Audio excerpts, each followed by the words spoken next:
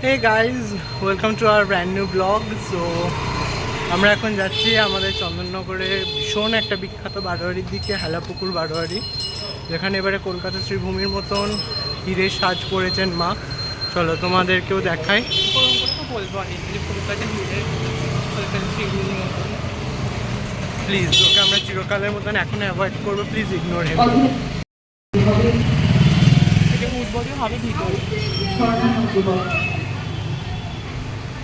এখানকার বাড়িগুলো সব এরমভাবেই পুরো লাইট দিয়ে সাজানো হয় এবং ভীষণই বিখ্যাত একটা প্যান্ডেল। সারা চন্দননগরে সবাই একবার হলেও এখানে আসেন এবং বারে বারে ফিরে আসেন।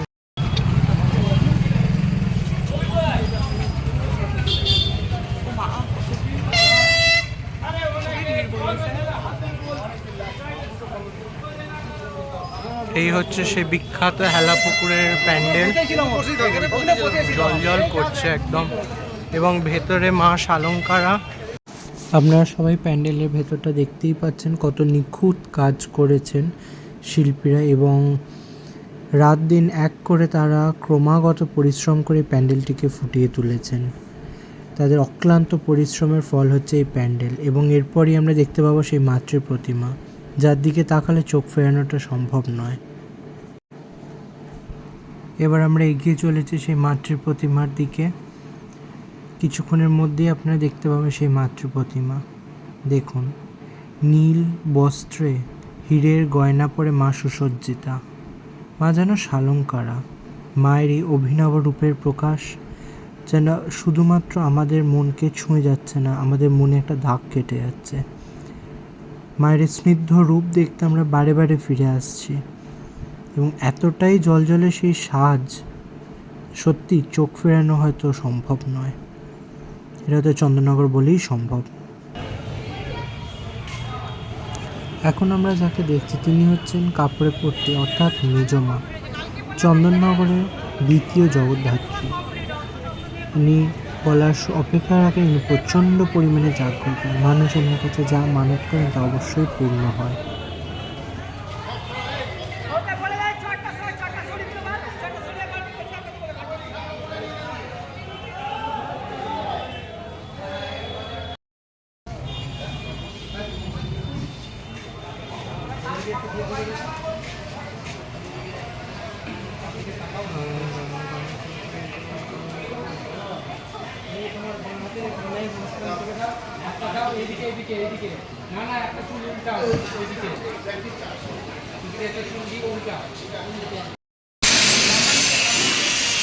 এখন আমরা যাকে দেখছি তিনি হচ্ছেন চন্দননগরের আদি জগদ্ধাত্রী, অর্থাৎ শ্রী শ্রী চাউলপট্টি আদি।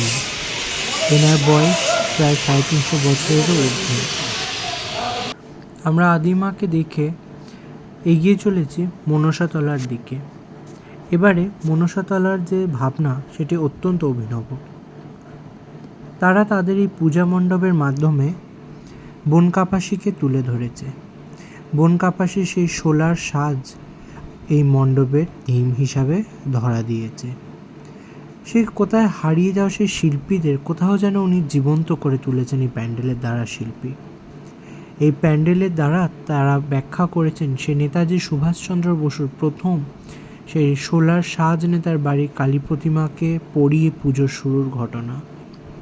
পরবর্তীকালে যেই সোলার সাজ হয়ে উঠেছে চন্দননগরের ঐতিহ্য, হয়ে উঠেছে চন্দননগরের গর্ব, এবং সেই ঐতিহ্য এবং ইতিহাসকেই এবার আমরা এনাদের পুরো মণ্ডপে দেখতে পাচ্ছি। অত্যন্ত সুন্দরভাবে শিল্পী এই পুরো সোলার কাজকে তুলে ধরেছেন, এবং যেটা না বললেই নয়, এই মাতৃ প্রতিমা এতটাই নিখুঁত এবং সুন্দর এই মাতৃ প্রতিমা যেন তার দিক থেকে চোখ ফেরানো সম্ভব নয়। তার মুখে যেন এক অদ্ভুত মায়া লুকিয়ে রয়েছে। এটি যদ্দূর আমরা শুনলাম কলকাতার কুমোরটুলি থেকে প্রখ্যাত শিল্পী এসে তৈরি করেছেন, এবং এই সম্পূর্ণ সোলার সাজটি কিন্তু এই থিমের সঙ্গে জলের বোতলে ঢুকে যাবে। আপনারা সবাই অবশ্যই জানাবেন আপনাদের এই বনকাপাসি থিম এবং মায়ের সাজ কেমন লাগে। এখন আমরা যাকে দেখছি তিনি হচ্ছেন চন্দননগরের সর্বোচ্চ উচ্চ প্রতিমা। হ্যাঁ, ঠিকই বুঝেছেন বন্ধুরা, ইনি হচ্ছেন তেমাতা। ইনিই হচ্ছেন আমাদের সকলের প্রিয় রানী। এটাই হচ্ছে চন্দননগরের সবচেয়ে এখনো মা সাজছে লম্বা এবং প্রতিমা, যেটাকে আমরা সর্বোচ্চ কিছুক্ষণের প্রতিমা মধ্যেই মা বলে কিন্তু বলে থাকি, এবং সম্পূর্ণরূপে ইনি হচ্ছেন সেজে উঠবে। চন্দননগরের দেবমাতা অর্থাৎ রানী মা।